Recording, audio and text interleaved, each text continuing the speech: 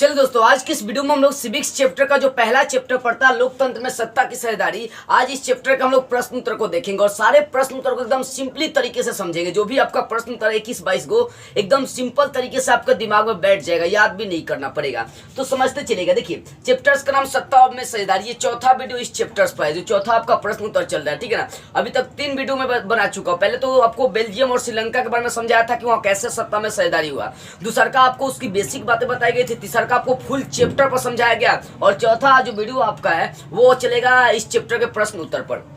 देखो, इसमें सबसे जो पहला क्वेश्चन आपके चैप्टर्स का देख सकते हैं, लिखा हुआ, किताब खोल के देख सकते हैं, प्रश्न उत्तर, प्रश्न को देखिएगा, ठीक है ना। अगर बोर्ड पर आपको साफ नहीं दिखाई दे रहा हो तो पहला क्वेश्चन है, हर सामाजिक विभिन्नता सामाजिक विभाजन का रूप नहीं लेती। ये पहला क्वेश्चन है, हर सामाजिक विभिन्नता सामाजिक विभाजन का रूप नहीं लेती कैसे, ये पहला क्वेश्चन है, ठीक है। देखो, पहला क्वेश्चन है, हर सामाजिक विभिन्नता सामाजिक विभाजन का रूप नहीं लेती कैसे।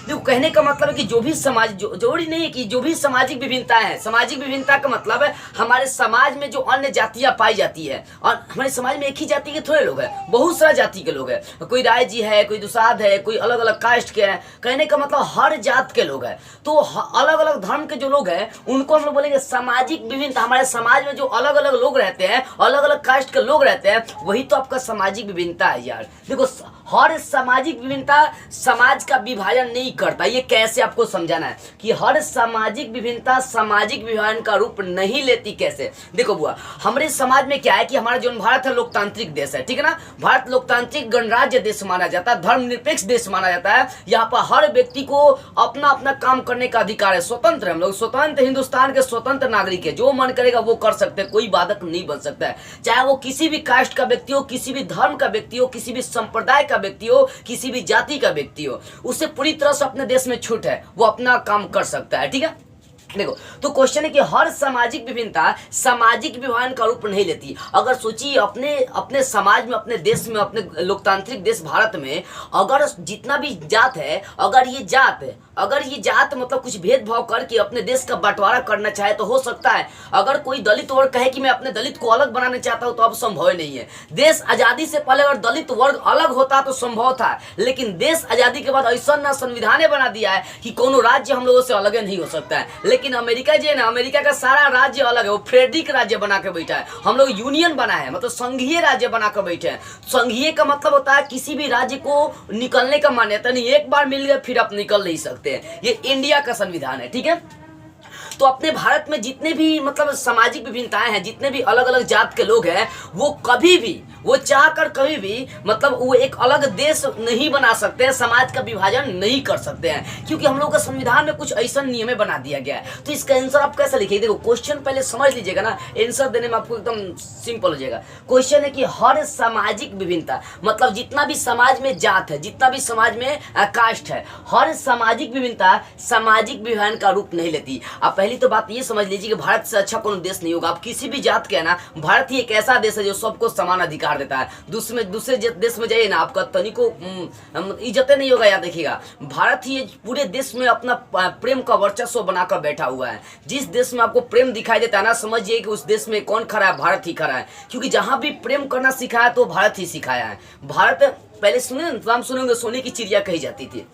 देखो, तो हर सामाजिक विभिन्नता सामाजिक विभाजन का रूप नहीं लेती। तो बस आपको इतना लिखना है कि हमारे समाज में अलग अलग जाति के लोग रहते हैं।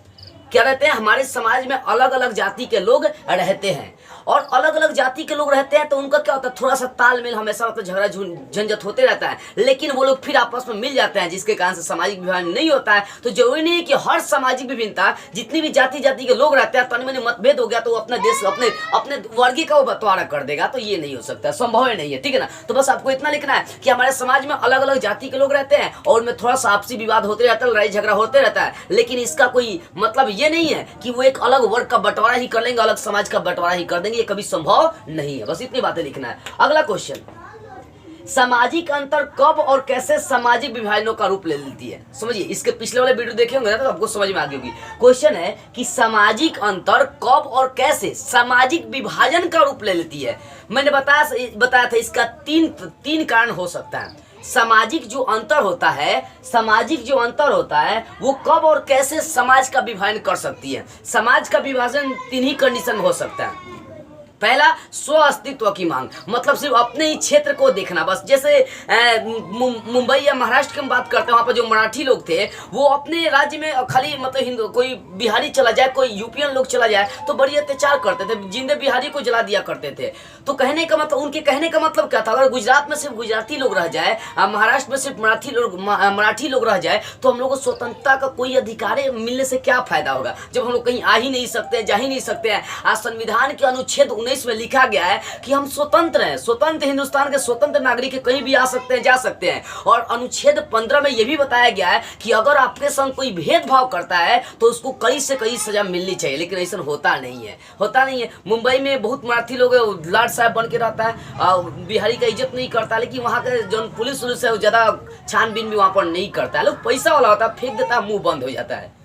तो कहने का मतलब क्या है, देखो सामाजिक अंतर, समाज में जो भेदभाव होता है उस सामाजिक विभाजन का रूप कब लेती है। तो देखो कहने का मतलब जब एक अंतर दूसरे अंतर से जब श्रेष्ठ हो जाएगा, मतलब कोई धर्म अपने आप को बड़ा दिखाने लगेगा कि नहीं हम मराठी लोग हैं और मराठी बड़े हैं और सब जाट छोटा और सब धर्म छोटा है, तो यहाँ पर विभाजन का रूप ले लेगी। अब सोचिए हम लोग दूसरे राज्य में जाएंगे कमाने के लिए, अगर वो लोग हम पर अत्याचार करेंगे तो हम लोग का मन फट जाएगा उस राज्य से, और कहीं ना कहीं हम लोग अपना मतभेद बनाएंगे कि नहीं इस राज्य का बंटवारा कर दिया जाए या अपने राज्य को बहुत विकसित करी जाए। कहीं ना कहीं मन में क्या होगा कि आपकी भावना ये आ जाएंगी। वही सामाजिक अंतर कब और कैसे सामाजिक विभाजन का रूप लेती है। तो बस इतना आपको लिखना है कि जब एक धर्म चाहे एक जात के लोग जब अपने आप को श्रेष्ठ दिखाने लगते हैं, बड़ा दिखाने लगते हैं और दूसरे धर्म को जाटने लगते हैं, दूसरे जात को नीचा दिखाने लगते हैं, तब वही सामाजिक अंतर सामाजिक विभाजन का रूप लेती है। बस इतनी बात आपको लिखना है कि अपने आप को बड़ा दिखाना, अपने धर्म को बड़ा दिखाना, अपने जात को बड़ा दिखाना और दूसरे जात को नीचा दिखाना, तब जाकर लोगों के मन में भावनाएं आती है कि हमें संग भेदभाव किया जा रहा है, और उस समय उनके मन में फूट जाती है सामाजिक विभाजन कि अपने समाज का बंटवारा कर देंगे। बस यही बात है आपको लिखना है। अगला प्रश्न देखिए, सामाजिक विभाजनों की राजनीति के परिणाम स्वरूप ही लोकतंत्र के व्यवहार में परिवर्तन होता है। भारतीय लोकतंत्र के संदर्भ में इसे स्पष्ट करिए। देखो कहने का मतलब है कि जो भारतीय लोकतंत्र है, यहाँ पर देखिए कि सामाजिक विभाजनों की राजनीति के परिणाम स्वरूप ही, मतलब जब भी समाज के विभाजन की बात आती है ना, तभी जाकर हम लोग के राजनीति के लोकतंत्र में परिवर्तन होता है। इसे भारत के संदर्भ में आपको दिखाना है। देखो सिंपल से अगर भाषा में इसको जानना चाहे तो इसके कहने का मतलब ये है कि जब जब विभाजन की बात आएगी अपना देश में ना, तभी जाकर संविधान में संशोधन होता है, अन्यथा नहीं होता है। जैसे दलित वर्गों के लिए डॉक्टर भीमराव अम्बेडकर उसके बंटवारा के लिए लड़ रहे थे कि नहीं हमें दलित वर्ग के लिए एक अलग देश चाहिए, इधर से मुस्लिम का जिन्ना अलग देश की मांग कर रहा था। महात्मा गांधी बीच में पिटा रहे थे, मतलब पिटा नहीं रहे थे, महात्मा गांधी बीच में धुंधुना रहे थे, इन्हों से अलग उन्हों से अलग, भारत का 3 खंड होने वाला था। लेकिन महात्मा गांधी क्या किए, सारा अधिकार दलितों को दे दिए। और देने के बाद क्या किए, देखिए बहुत ज्यादा सीट हमेशा दलित में आता है, छोटे कास्ट में आता है। मुख्यमंत्री बनना कोई भी मतलब अगर बड़का बड़का पद है तो बहुत ज्यादा दलितों को दिया जाता है, क्योंकि मतलब क्या ना अपने हिंदुस्तान में दलितों को बहुत ज्यादा सीट दे दिया गया है। ठीक है, देखो तो हम लोग थे कि जब जब विभाजन की बात आती है समाज में, तभी जाकर हमारे संविधान में, कॉन्स्टिट्यूशन में क्या होता है, संशोधन होता है, और उसमें छोटे कास्ट को, उसमें दलित वर्ग को और मान्यता दे दी जाती है और उसको छूट दे दी जाती है। तो यहाँ पर समझने वाली बात यह कि सामाजिक विभाजनों की राजनीति के परिणाम स्वरूप ही, यानी जब जब समाज का बंटवारा होने को आता है तभी जाकर राजनीति के मतलब तभी जाकर लोकतंत्र के व्यवहार में परिवर्तन होता है। यानी तब तक हम लोग क्या अपना मत चेंज करते हैं कि नहीं भाई सबको समान अधिकार देना होगा। जैसे 1947 से पहले की यदि बात करी जाए तो हम लोग छोटे कास्ट को देख नहीं सकते थे। उस छोटे कास्ट के लोगों को जो था ना, वो बता रहे हैं कि मंदिर में जाने का भी अलाउ नहीं था, कि मंदिर में तो लोग नहीं जा सकता है, पूजा पाठ नहीं कर सकता है, समझ में बुआ। तो जैसे बड़े जो लोग बड़े कास्ट जो हुआ करते थे वो तो अपना बीमारी का इलाज दवा से ही करते थे, लेकिन छोटे कास्ट के लोग अपने घरेलू तकनीक से ठीक करने का काम करते थे। कई लोग तो बीमारी से दब कर मर जाते थे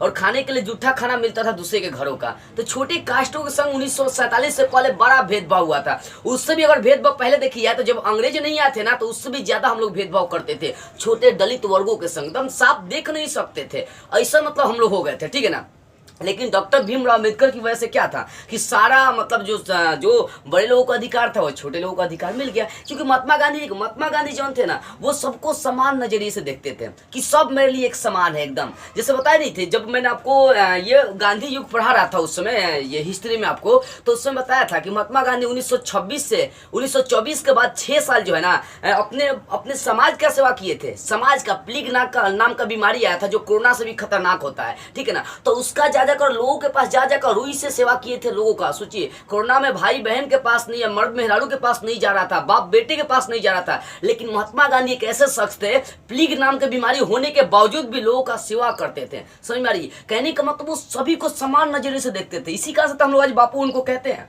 पिता कहते हैं, क्योंकि एक जो होता ना पिता जो होता ना अपने बेटे के प्रति जो धर्म निभाना चाहिए वो निभाया था। इसी कारण से हम लोग उनको राष्ट्रपिता के नाम से जानते हैं, नेशन फादर कहते हैं, ठीक है। तो सामाजिक विभाजनों की राजनीति के परिणाम का स्वरूप ही लोकतंत्र में चेंज अप होता है। आपको बस इतना लिखना है कि जब जब देश में बंटवारे की बात आती है तभी जाकर हम लोग लोकतंत्र के संविधान में संशोधन करते हैं, उसमें चेंज अप करते हैं। जैसे कि दलित और भारत के बीच बंटवारे का जब बात आया तब जाकर महात्मा गांधी ने दलित और जो मध्यम वर्ग के लोग थे, चाहे जो स्वर्ण वर्ग के लोग थे, उन दोनों के बीच क्या वर्चस्व स्थापित करने के लिए लोकतंत्र में परिवर्तन किया गया और दलितों को सारा अधिकार दिया गया। अगर नॉर्मल भाषा में और लिखना चाहेंगे तो बस इतना लिखिएगा कि जब जब अपने हिंदुस्तान देश में, जब जब अपने भारत देश में बंटवारे की बात आती है तब तब हम लोग अपने संविधान में संशोधन करते हैं और संशोधन करने के बाद बराबर पावर का शेयर करते हैं, सत्ता की साझेदारी मतलब शक्ति को शेयर करते हैं। जितना अधिकार दलित को रहेगा उतना अधिकार स्वर्ण को भी रहेगा, सबको समान अधिकार रहेगा। जैसे इंडिया जब भारत और दलित के बंटवारे की बात आई थी तो महात्मा गांधी ने दलित को भी जो वही अधिकार दिया जो एक स्वर्ण को प्राप्त रहता है। बस ये आपको आंसर लिखना। अगला क्वेश्चन देखिए, अगला क्वेश्चन ये 4 नंबर बहुत सिंपल है कि 70 के दशक से आधुनिक दशक के बीच भारतीय लोकतंत्र का सफर का संक्षिप्त आपको वर्णन देना है। कहने का मतलब 70 से लेकर आज की जो दशक चल रही है यहाँ पर आपको दोनों के बीच का आपको वर्णन करना है कि क्या है। देखो 70 की यदि दशक की हम लोग बात करते हैं तब बुआ देखिए 70 के दशक की यदि बात करते हैं तब हम लोग के समाज में बड़ी भेदभाव था, ठीक है ना। अभी 1900 जैसे देखो मैं एक ओम प्रकाश वाल्मीकि नाम के एक कवि है, हालांकि 12 क्लास में जब जाइएगा ना तो उसमें आपको उनके बारे में पढ़ना है। वो बताते हैं कि जब मैं छोटा था ना तो दूसरे के दरवाजे पर जाकर जो है शादी ब्याह होता था पत्तल का जूठा फेंका जाता ना, बोलते हैं ओम प्रकाश वाल्मीकि कि मैंने वो सब खाना खाया था, जूठा खाना खाया था, और वही जूठा ले जाकर महीनों दिन तक तावा पर सेक कर गर्म कर के हमारे परिवार खाया करते थे। कहने का मतलब ऐसा नहीं कि देश आजादी के बाद पूरा मतलब जो था ना ये आपका भेदभाव मिटिए गया था, नहीं, देश आजादी के बाद भी हमारे समाज में भेदभाव बहुत चलता रहा। लेकिन आधुनिक की यदि बात करते हैं, आज की बात करते हैं तो आज देखिए आज 100 में से 99% भेदभाव खत्म हो गया, ओनली 1% बच चुका है। गांव में शायद ये सब अभी भी देखी जाती है, लेकिन टाउन में भेदभाव नहीं है। जो लोग गांव में भेदभाव करते हैं कि छोटा है बड़ा है, वही साले ट्रेन में जाने के बाद संग ही बैठ के जाएंगे, संग ही रहेंगे। वही टाउन में जाएंगे तो आस पड़ोस में रहेंगे, कोई भेदभाव नहीं, पड़ोसी बन जाते हैं, होंगे छोटे कास्ट के, लेकिन आस पड़ोस में जब रहेंगे ना तो टाउन में ये सब नहीं करते हैं, सब समान हो जाते हैं। लेकिन गाँव में रहेंगे तो भेदभाव करेंगे, वही नहीं बोले 99% आपका जो है ना भेदभाव खत्म हो चुका है, जातीयता खत्म हो चुकी है। 1% वो भी गाँव में रह चुका है। गाँव में तो सब चीज है, परंपरा है कि कभी जल्दी खत्म नहीं होगा, ठीक है ना। तो बस आपका क्वेश्चन है कि 70 के दशक से आधुनिक दशक मतलब आज के दशक के बीच में आपको भारतीय लोकतंत्र का सफर का संक्षिप्त परिचय लिखना है। तो बस इतना लिखना है कि देश आजादी के बाद भी हमारे देश में भेदभाव होता था, जाति के आधार पर लोगों के संग कुव्यवहार किया जाता था। लेकिन आज के समय में मतलब जातिवाद पूरी तरह से खत्म हो चुकी है, या मतलब थोड़ा सा ही मतलब जातिवाद बचा हुआ है। बस इतनी बात आपको लिखना है कि पुराने समय में देश की आजादी के बाद भी हमारे समाज में पूरी तरह से जातिवाद खत्म नहीं हुआ, बल्कि जाति के नाम पर लोगों के साथ उस समय भी गलत व्यवहार करी जाती थी, उनको पूरी तरह से अधिकार प्राप्त नहीं था। लेकिन आज की यदि युग की बात करते, आधुनिक युग की बात करते हम लोग, तो आज उतनी जातिवाद को लेकर लोग नहीं चलता, आपस में लड़ते नहीं है। बस इतनी बातें लिखना, संक्षिप्त लिखना, 2-4 वर्ड, 5 वर्ड, 10 वर्ड, 20 वर्ड लिख लीजिए, काम खत्म। अगला देखिए क्वेश्चन पांचवा है सामाजिक विभाजनों की राजनीति का परिणाम किन किन चीजों पर निर्भर करता है। समझिएगा, सामाजिक विभाजन जो है ना किन किन बातों पर निर्भर करता है। राजनीति के बारे में कि सामाजिक विभाजन की राजनीति का परिणाम किन किन बातों पर निर्भर करता है। देखो, सामाजिक विभाजन की राजनीति का परिणाम जो है ना वो किन किन बातों पर निर्भर करेगा, 3 तत्वों पर निर्भर करता है। पहला तत्व ये कि स्व अस्तित्व की चर्चा करना, अपने बारे में सोचना। दूसरा कि सरकार से ऐसा मांग रख देना कि सरकार आपका मांग कभी पूरे नहीं करेगा, सरकार का पक्ष में ही नहीं होगा तो कैसे पूरा करेगा। और तीसरा का आप सरकार से कुछ मांग रख रहे हैं और सरकार पूरा नहीं करे क्योंकि वो मांग सरकार के समक्ष में है, फिर भी सरकार आपकी मांग को पूरा नहीं कर रही है, इसका मतलब वहां पर सामाजिक विभाजन पैदा हो रही है। 3 तत्व। पहला, स्व अस्तित्व कायम करना। स्व अस्तित्व का मतलब अपने बारे में सोचना। अगर गुजरात वाले सोचने लगे कि सिर्फ यहाँ पर गुजराती रहे और राज्य के लोग नहीं है, महाराष्ट्र वाले सोचने लगे कि सिर्फ यहाँ पर मराठी रहे और राज्य के लोग नहीं है, तो क्या एक विभाजन हो रहा है भाई। संविधान का अनुच्छेद 19 में लिखा गया कि हम स्वतंत्र हैं, कहीं भी आ सकते हैं, जा सकते हैं, घर खरीद सकते हैं, बैठ सकते हैं, रह सकते हैं, खा सकते हैं, पी सकते हैं। लेकिन और साथ में अनुच्छेद 15 में भी लिखा गया है कि भाई अगर कोई हमारे संग भेदभाव करता है तो उसको सजा मिलनी चाहिए, लेकिन ऐसा होता नहीं है, ठीक है ना। बार बार अपने देश में देखिए तो 2-4 बार संविधान में संशोधन हो चुका है। बेल्जियम जब पढ़ा था ना, बेल्जियम के बारे में मैं बताया था कि 4 बार वहां पर संशोधन हुआ था संविधान में। भाई वहां वर्चस्व कायम करना था, लोगों के बीच समानता का अधिकार देना था, बराबर का अधिकार देना था, ठीक है ना। तो हम लोग यहाँ पर है कि सामाजिक विभाजन की राजनीति का परिणाम किन किन चीजों पर निर्भर करता है, तो 3 चीजों पर। स्व अस्तित्व कायम करना, स्व अस्तित्व का मतलब अपने बारे में सोचना कि हमारे स्टेट में कोई और नहीं आएगा, तो यहाँ से सामाजिक विभाजन पनपती है। सोचिए अगर हम लोग दूसरे राज्य में नहीं जाएंगे तो भेदभाव हम लोग को मन में नहीं आएगा कि वो हम लोग को दूसरे राज्य में नहीं जाने दे रहा है, तो हम उसको अपने राज्य में काहे नहीं आने दे। ये सब अपने में लड़ के कटने लगेगा, सब समाज का विभाजन हो जाएगा, समाज बढ़ जाएगा 2 वर्गों में। पहले का स्व अस्तित्व कायम करना और दूसरा का मांग, ऐसा सरकार से मांगना, मतलब ऐसा मांग लाना, मतलब सरकार से कुछ ऐसी चीजें मांगना जिसको सरकार कभी पूरा कर ही नहीं सकता है, क्योंकि वो जो आप मांगे हैं वो सरकार के समक्ष में अधिकार में है ही नहीं, तो देवे नहीं करेगा। तो यहाँ भी सामाजिक विभाजन हो जाती है। और तीसरा का मांग पूरा ना करना। सरकार से आप कुछ ये मांगते हैं, सरकार आपकी मांग पूरा नहीं करती है तो आपका मन सरकार से फट जाता है। जैसे मान लो मुस्लिम वर्ग के लोग हैं, अगर सरकार से नरेंद्र मोदी से कुछ मांग करें, नरेंद्र मोदी नहीं पूरा करेंगे तो मुस्लिम का दिल फटेगा, कहीं ना कहीं वो सोचने लगेंगे कि हम लोग पाकिस्तान ही चले जाएंगे तो अच्छा होंगे। तो भाई हम लोग मना देंगे तो लोग चले जाओ पाकिस्तान, बढ़िया रहेगा। क्या है कि जनसंख्या दिन प्रतिदिन जो है ना पाकिस्तान मुस्लिम लोगों का बढ़ते जा रहा है, और कहीं संयोग से मुस्लिम का शासन आ गया हिंदुस्तान में ना।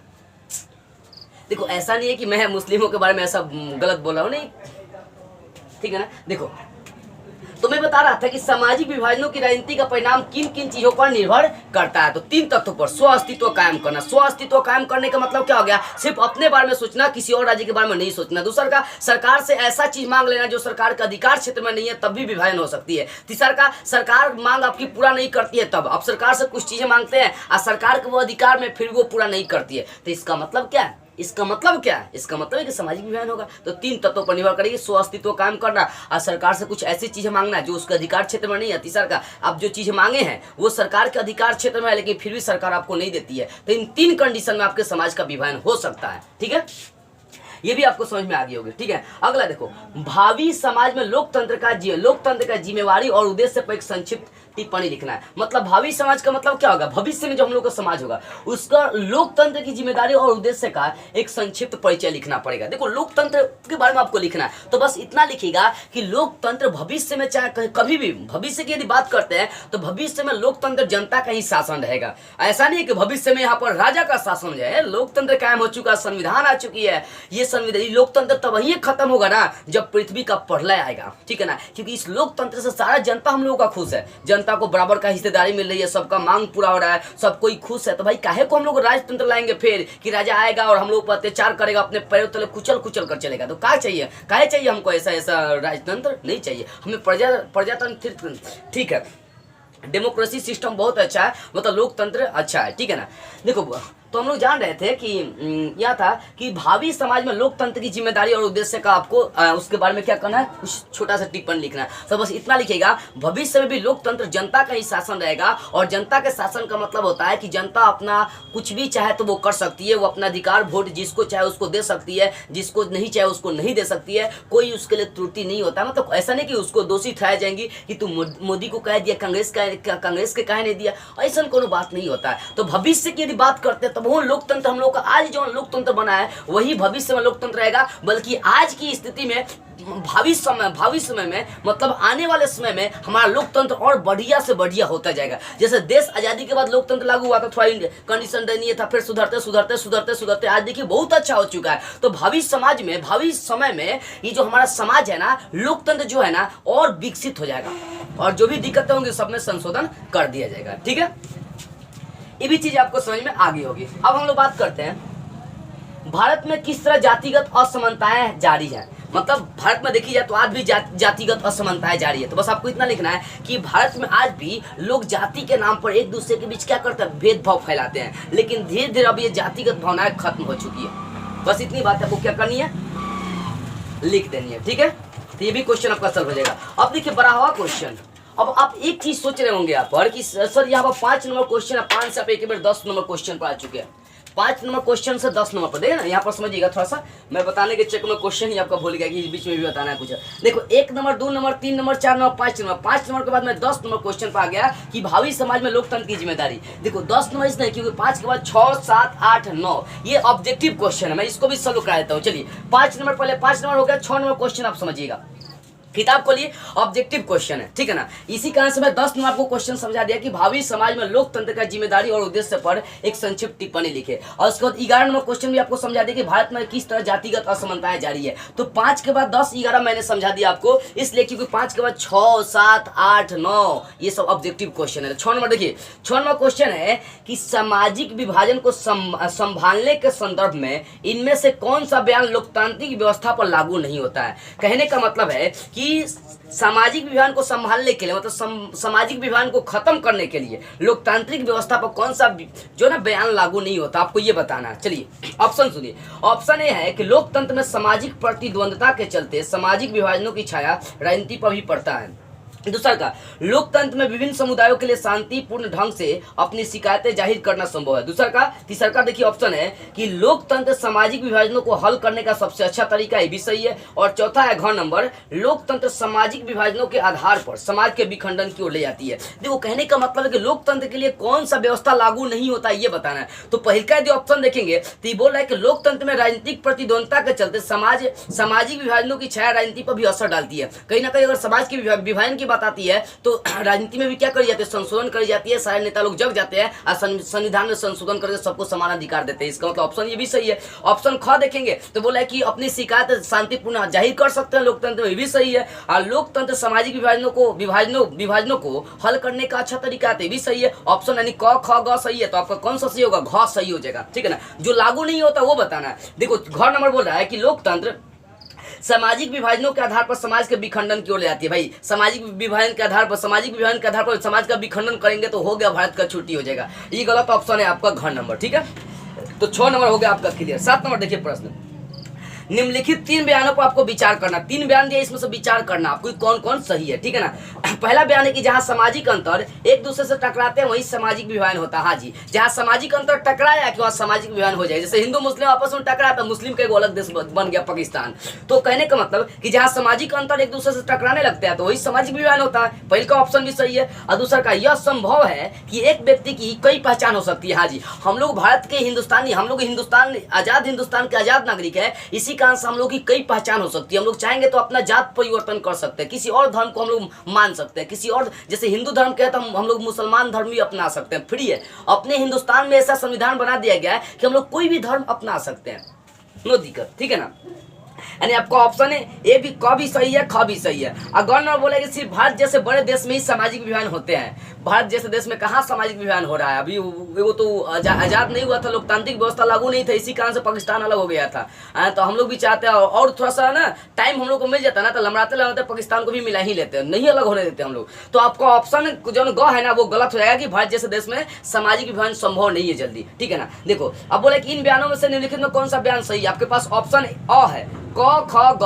ऑप्शन ब है क और ख, ऑप्शन स है ख और ग, और ऑप्शन द है सिर्फ ग। तो कौन सा बयान सही है, क और ख सही है। आपका ऑप्शन ब सही हो जाएगा। ब में क और ख दिया है कि पहल का और दूसरा का क्या ऑप्शन सही है। ठीक है ना, अब देखिए 8वां क्वेश्चन, निम्नलिखित व्यक्तियों में कौन लोकतंत्र में रंग भेद की विरोधी नहीं थे? 4 ऑप्शन, 4 नाम दिया, बताना है कि कौन जो ना रंग भेद का विरोध नहीं किया था, कौन व्यक्ति? तो किंग मार्टिन लूथर, मैंने बताया था कि ये इन पर बहुत सारा भेदभाव किया गया था, तो ये विरोधी थे। इनको अमेरिका का गांधी भी कहा जाता है। किंग मार्टिन लूथर को अमेरिका का गांधी कहा जाता है। ये विरोध किए थे। महात्मा गांधी भी विरोध किए थे, काले गोरे का विरोध किए थे। ओलंपिक धावक टॉमी स्मिथ और जॉन कॉर्लिस भी किया था विरोध। ये जो आपका ऑप्शन चौथा है जेदगुरी, यही मतलब इसका विरोध नहीं किया था रंग भेद का। तो ऑप्शन आपका घ सही हो जाएगा, ठीक है ना। 9वां क्वेश्चन है मिलान करना हुआ। देखो मिलान करने के लिए दिया, एक और दिया पाकिस्तान, हिंदुस्तान, इंग्लैंड, एक और दिया धर्मनिरपेक्ष इस्लाम प्रोस्टेट दिया है। देखो तो पाकिस्तान का हम लोग मिलान किससे करें भाई? पाकिस्तान में इस्लाम धर्म के लोग रहते हैं, तो पाकिस्तान का मिलान करेंगे बहुत से इस्लाम से।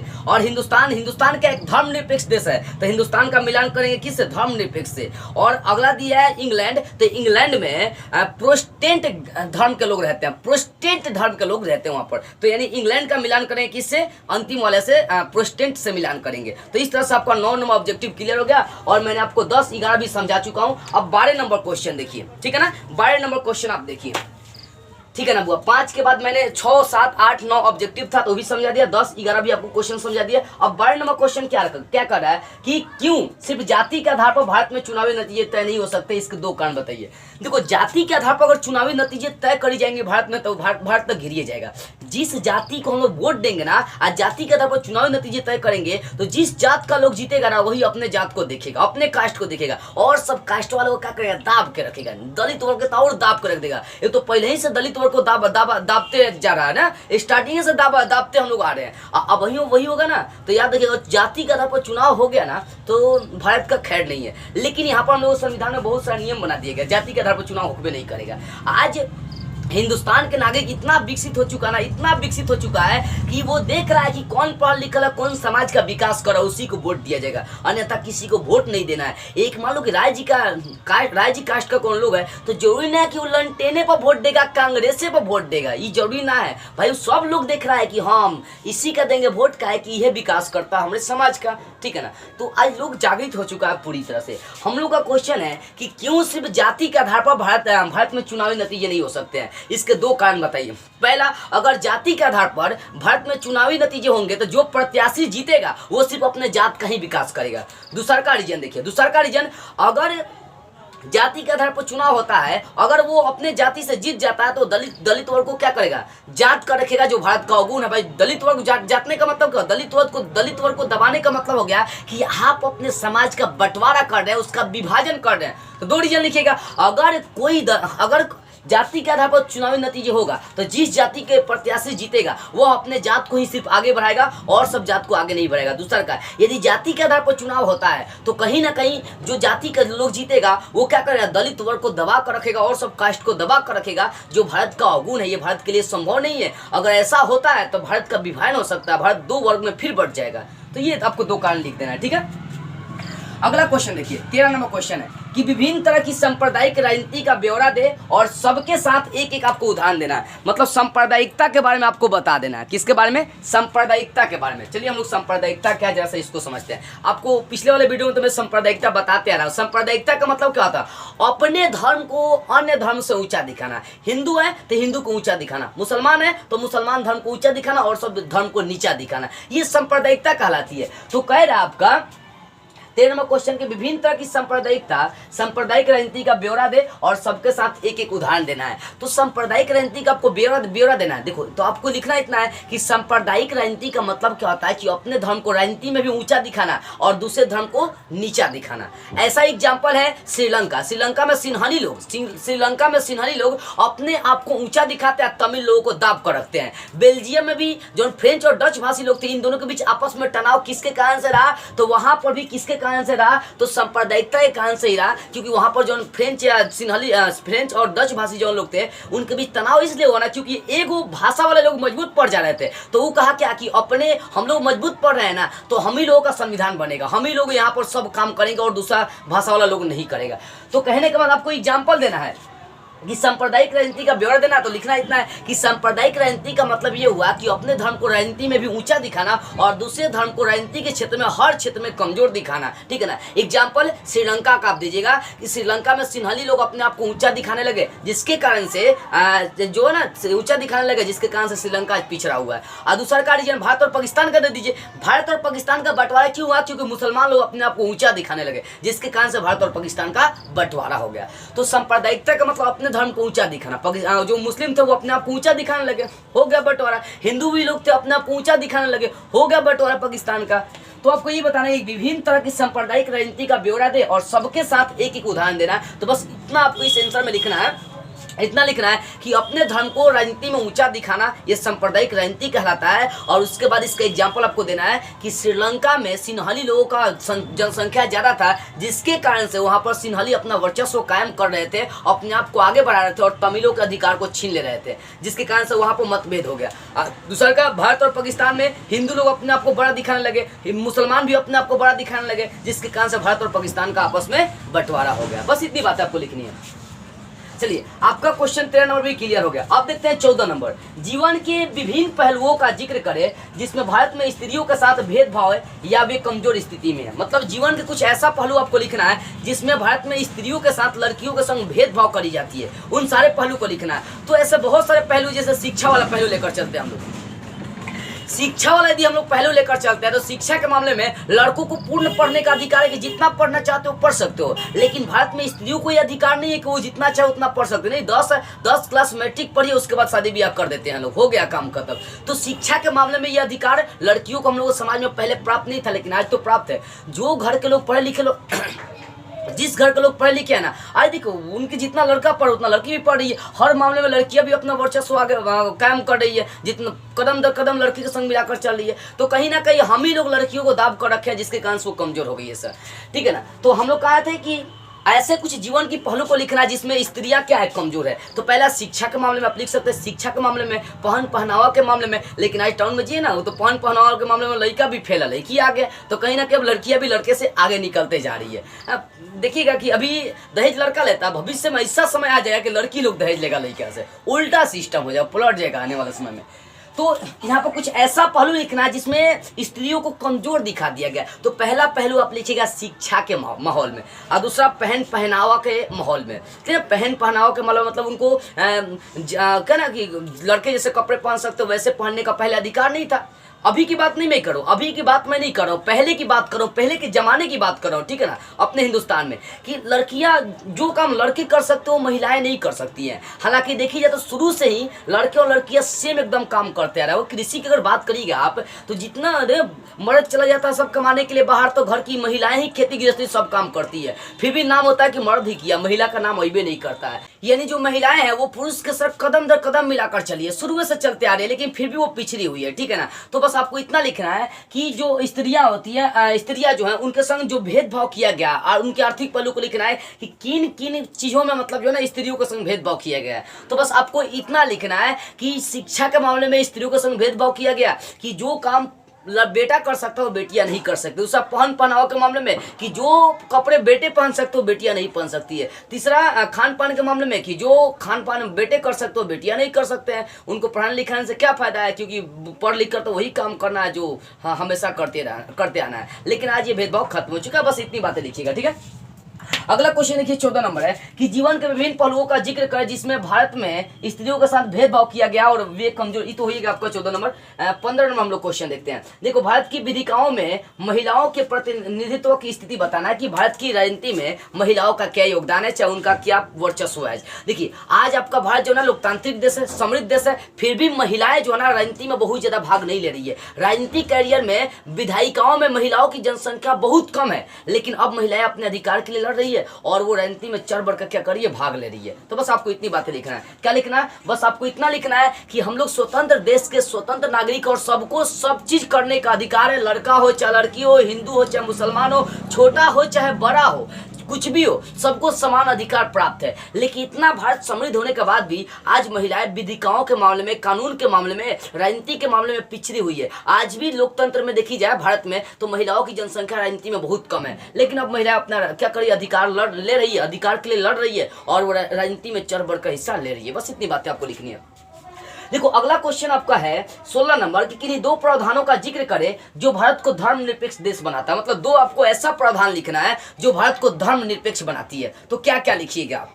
देखिए भारत को जो धर्मनिरपेक्ष बनाती है आपको ऐसा क्या करना है, दो प्रावधान लिखना है। तो चलिए मैं बताता हूँ। देखिए किन्हीं दो प्रावधान को लिखना है, तो बस लिखेंगे दो प्रावधान। पहला प्रावधान कि हम लोग स्वतंत्र देश के नागरिक है और हमें कुछ भी करने की आजादी है, ठीक है ना। ये पहला प्रावधान लिखना, संविधान में दिया गया। पहला प्रावधान ये कि हम लोग स्वतंत्र देश के नागरिक है और हमें कुछ भी करने का अधिकार है क्योंकि हम पूरी तरह से स्वतंत्र है। और दूसरा का लिखना है कि हम स्वतंत्र देश के नागरिक है और हम चाहे तो अपना धर्म परिवर्तन भी कर सकते हैं, किसी और धर्म को भी अपना सकते हैं। बस यही दो बात लिखना है। यही दो बात जो है ना भारत को धर्मनिरपेक्ष बना देती है। पूछा जाएगा कि भारत कौन सा देश है, धर्मनिरपेक्ष देश है, ठीक है ना। कौन सा, धर्मनिरपेक्ष देश है। तो दो इसका प्रधान क्या क्या लिखेगा, पहला हम लोग स्वतंत्र देश के नागरिक है इसलिए हमें कुछ भी करने का स्वतंत्र है, ठीक है ना। और दूसरा का कि हम स्वतंत्र देश के नागरिक है तो हम चाहे तो दूसरा धर्म भी अपना सकते हैं। बस यही बात आपको लिख देनी है। तो इस तरह से आपका 16 नंबर क्वेश्चन तक क्लियर हो गया। आगे देखी जाए क्वेश्चन 17 का ऑब्जेक्टिव यहाँ से स्टार्ट है। लॉन्ग क्वेश्चन यहाँ तक खत्म हो गया। अब 17 नंबर ऑब्जेक्टिव क्वेश्चन है वो है कि जब हम लैंगिक विभाजन की बात करते हैं तो हमारा अभिप्राय होता है। ऑप्शन क देखिए, क नंबर ऑप्शन है स्त्री और पुरुष के बीच जैविक अंतर, समाज द्वारा स्त्रियों और पुरुषों को दी गई असमान भूमिका है, बालक और बालिकाओं की संख्या का अनुपात है। और घ नंबर ऑप्शन है कि लोकतांत्रिक व्यवस्था में महिलाओं को मतदान का अधिकार ना मिलना, ठीक है ना। पहले के जमाने में महिला को वोट देने तक का अधिकार नहीं था, लेकिन सबसे पहले इंग्लैंड की महिला अपना वोट लेने का अधिकार प्राप्त करी थी। महिला संघर्ष करना स्टार्ट करी, सब चीज में अधिकार मिला हुआ है महिलाओं को, ठीक है।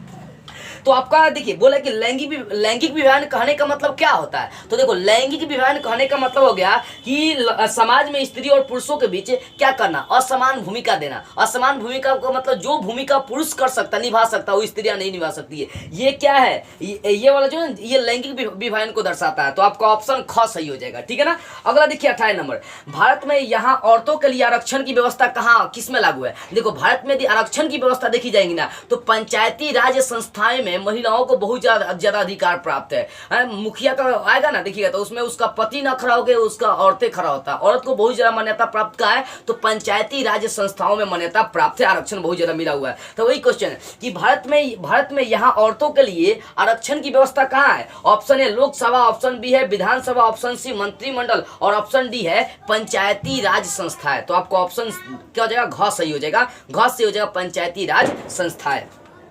19 नंबर क्वेश्चन है सांप्रदायिक राजनीति के अर्थ संबंधी निम्न कथनों पर गौर करें। सांप्रदायिक राजनीति किस पर आधारित है, बताएं। सांप्रदायिक राजनीति का मतलब क्या होगा, अपने धर्म को ऊंचा दिखाना। तो सांप्रदायिक राजनीति किस पर आधारित है। ऑप्शन अ है कि एक धर्म से दूसरे धर्म श्रेष्ठ है। तो एक धर्म से दूसरे धर्म श्रेष्ठ है, इसका मतलब क्या है, सांप्रदायिक हो गया। सांप्रदायिकता का मतलब मैं आपको पहले भी समझा चुका हूं कि अपने धर्म को ऊंचा दिखाना, दूसरे को नीचा दिखाना, ठीक है, अपने धर्म के लिए जान दे देना। तो ऑप्शन आपका अ ही सही हो जाएगा, एक धर्म से दूसरे धर्म श्रेष्ठ है। ये क्या सांप्रदायिकता पर आधारित है, ये सांप्रदायिकता को दर्शाता है। और सब आपका ऑप्शन क्या हो जाएगा, गलत हो जाएगा। तो ऑप्शन आपका अ सही हो जाएगा।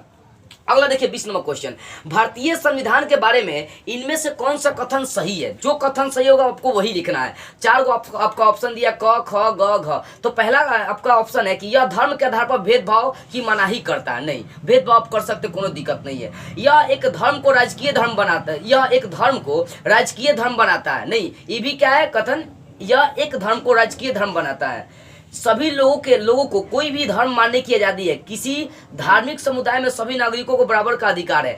कौन सा कथन सही है आपको ये बताना है, ठीक है ना। सभी लोगों को कोई भी धर्म मानने की आजादी है। हाँ जी, आपका ऑप्शन पूरी तरह से जो है ना घ सही है। अगर देखी जाए मतलब बताना है कि भारतीय संविधान के बारे में कौन सा कथन सही है। अगर ऑप्शन ए देखी जाए कौन नंबर, यह धर्म के आधार पर भेदभाव की मनाही करता है, नहीं, ये गलत है, ठीक है ना, ठीक है ना, ये कथन गलत है। ऑप्शन ख नंबर है कि यह धर्म को राजकीय धर्म बनाता है। एक धर्म को राजकीय धर्म बनाए जाएंगे तो दिक्कत हो जाएगा। हम लोग के देश में इंडिया में एक धर्म को राजकीय धर्म नहीं बनाया गया, हिंदू को राजकीय धर्म नहीं बनाया, या किसी धर्म को नहीं बनाया गया, सबको समान अधिकार दिया गया है। और आपका ग नंबर है कि सभी लोगों को कोई भी धर्म मानने की आजादी है। हाँ जी, हम लोग कोई भी धर्म मान सकते। अभी तो बताते कि धर्म निरपेक्ष बताना है कि भारत को दो ऐसा प्रावधान लिखना जो भारत को धर्म निरपेक्ष बनाता है। तो अभी बताते कि हम लोग स्वतंत्र देश के नागरिक है, हम लोग चाहेंगे तो अपना धर्म परिवर्तन कर सकते हैं। यानी अगर देखी जाए 20 नंबर में तो आपका ग नंबर ऑप्शन क्या हो जाएगा, सही हो जाएगा। 21 नंबर आपका डॉट डॉट वाला क्वेश्चन है कि डॉट डॉट पर आधारित विभाजन सिर्फ भारत में ही है। तो भारत में जाति के आधार पर विभाजन होता है, समाज के आधार पर नहीं, ठीक है ना। तो जाति के आधार पर तो आपका डॉट डॉट की जगह पर जाति भर दीजिएगा, आपका आंसर सही हो जाएगा। अब 22 नंबर आपको क्या है कि सूची 1 को सूची 2 के संग मिलाना है। तो सूची 1 और सूची 2 को हम लोग देखो मिला दे रहा हूँ, समझिएगा। देखिए एक नंबर इसका 22 नंबर में एक नंबर जो मिलान करना वो देखिए, अधिकारों और अवसरों के मामले में स्त्री और पुरुष की बराबरी मानने वाला व्यक्ति, मतलब ऐसा व्यक्ति जो स्त्री और पुरुष को बराबर मानता है वो क्या कहलाता है, तो वो नारीवादी कहलाता है। क्या कहलाएगा, स्त्रियों और पुरुषों की बराबर मानने वाला व्यक्ति, उसके अधिकारों को बराबर मानने वाला व्यक्ति, उसको समान अधिकार देने वाला व्यक्ति क्या कहलाता है, नारीवादी कहलाता है। क्योंकि वो अपने आप को भी बराबर मान रहा है, अपने आप को भी उतना ही मजबूत मान रहा है जितना स्त्रियां मजबूत है, तो नारीवादी कहलाएगा। यानी एक नंबर का आपका ख इसका मिलान कर दीजिएगा। इसका 2 नंबर है कि धर्म को संप्रदाय का मुख्य आधार मानने वाला व्यक्ति, जो धर्म को मतलब मुख्य आधार मानता है ना, वो कहलाता है सांप्रदायिक। यानी आपका मिलान कर देंगे क से, यानी 2 नंबर का मिलान करिएगा क से। 3 नंबर है कि जाति को समुदाय का मुख्य आधार मानने वाला व्यक्ति, जाति को समुदाय का मुख्य आधार मानने वाला व्यक्ति क्या है, जो जाति को मेन आधार बनाता है वो जातिवादी कहलाता है। आपको इसको घ से मिला देना है, 3 नंबर का घ से मिला देना है, ठीक है। चौथा है व्यक्तियों के बीच धार्मिक आस्था पर आधार पर न भेद करने वाला व्यक्ति, तो वो कौन, धर्मनिरपेक्ष हुआ। क्योंकि यहाँ जाति के आधार पर धर्म के आधार पर भेदभाव न करने वाला व्यक्ति क्या कहलाता है, धर्मनिरपेक्ष कहलाता है, क्योंकि हम लोग स्वतंत्र देश के नागरिक है। यानी 1 को मिला देंगे किससे, ख से, 1 नंबर को मिला देंगे ख से, और 2 नंबर को मिला देंगे क से, क से मिलाना है, 3 नंबर को मिलाना है घ से, और 4 नंबर को मिलाना है ग से। इस तरह से आपका जो है ना लोकतंत्र में सत्ता की साझेदारी का जो प्रश्न उत्तर था वो बेसिक से आपका क्लियर हो गया, ठीक है ना। तो बस आज की इस वीडियो में इतना ही। अगले वीडियो में हम लोग इसके अगले वाले चैप्टर को स्टार्ट करते हुए फिर मिलेंगे।